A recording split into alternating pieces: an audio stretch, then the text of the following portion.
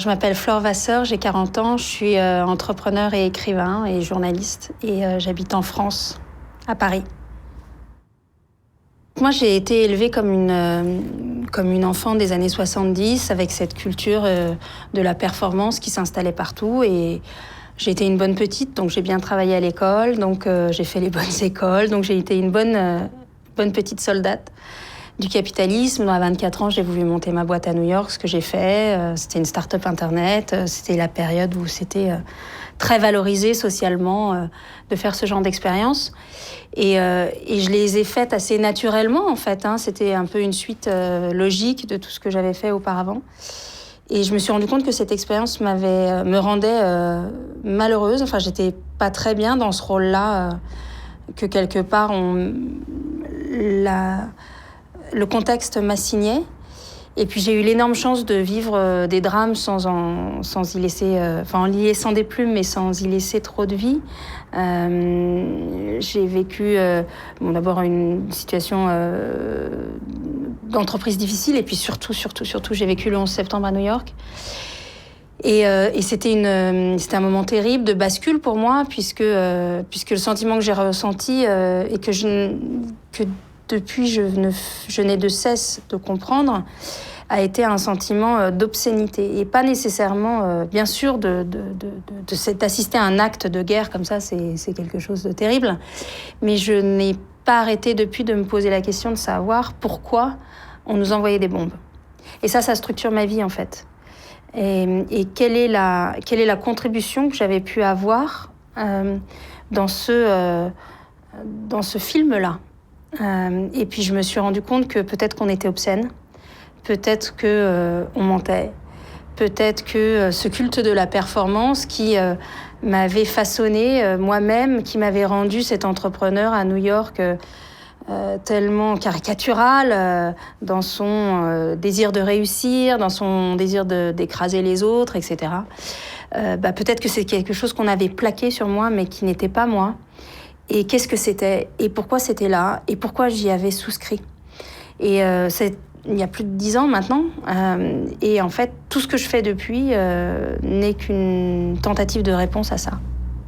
J'ai eu la chance de grandir dans une famille qui n'avait pas à se poser la question de l'argent. Non que c'était un but, ça l'a jamais été, mais qu'il était là et que du coup, mais c'était une chance énorme et que du coup... j'ai grandi dans le luxe suprême de ne pas avoir à me poser la question. Et encore une fois, il ne s'agissait pas de faire des dépenses dispendieuses, mais juste le luxe de se dire, je peux aller au supermarché, je peux aller m'acheter tel petit cadeau sans me poser la question de savoir si j'ai le droit. Et j'ai grandi là-dedans. Je me suis rendu compte à l'âge adulte que c'était pas quelque chose qui était gagné et qui était donné à tout le monde et qui n'était même, moi, en tant qu'adulte, agent économique, qui était quelque chose qui était automatique. Personnellement, j'ai décidé de ne pas avoir une vie professionnelle qui était drivée par ça, qui était sanctionnée par ça. Ça a un coût terrible, parce que dans la société dans laquelle on est, c'est-à-dire dans une société occidentale capitaliste, j'ai l'impression qu'il y a un choix à faire entre sa liberté et sa précarité, ou sa liberté et son confort, plus exactement.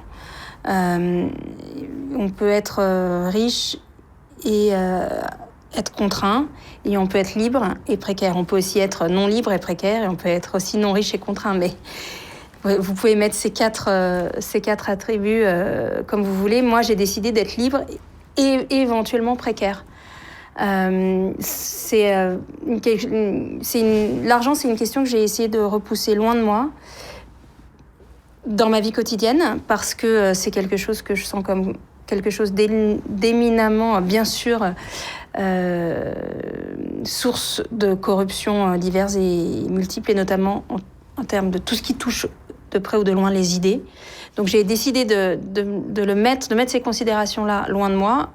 Elles me reviennent à la figure assez souvent, c'est-à-dire quand mon banquier appelle. Mais néanmoins, je me rends compte que dans ce que je travaille, cette question-là, de la présence de l'argent dans nos sociétés, elle revient tout le temps. Et c'est toujours la même. Elle est tout le temps là.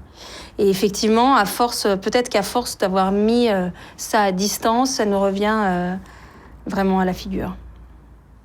J'appartiens à une génération qui a été élevée par un certain nombre de slogans qui continuent de nous structurer. Ces slogans, c'est « Just do it »,« Parce que je le vaux bien » et « Enjoy ». Je pense que ça y est, on est arrivé à l'âge adulte, on se rend compte que ces 3 trucs, ça fonctionne pas. Il s'agirait de casser le moule et de se dire que l'espoir est une désillusion créatrice. On changera probablement pas le monde, mais essayer, c'est un super projet.